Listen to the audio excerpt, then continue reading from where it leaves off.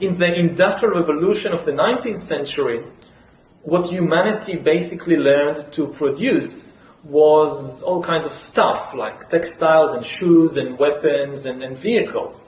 And this was enough for very few countries that underwent the revolution fast enough to subjugate everybody else. What we're talking about now is like a second industrial revolution, but the product this time will not be textiles or machines or vehicles or even weapons. The product this time will be humans themselves. We're basically learning to produce bodies and minds. Bodies and minds are going to be, I think, the two main products of the next wave of all these changes.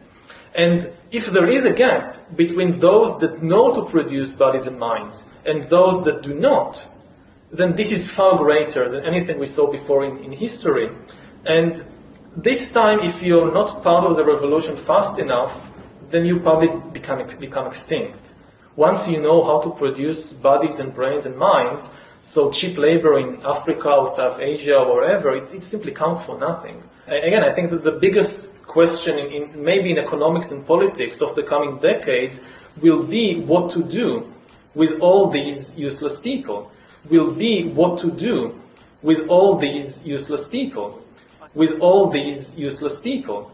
I don't think we have an economic model for that. My best guess, which is just a guess, is that food will not be a problem. With that kind of technology, you will be able to produce food to feed everybody. The problem is more boredom and what to do with them, and how will they find some sense of meaning in life when they are basically meaningless, worthless. My best guess at present is a combination of drugs and computer games.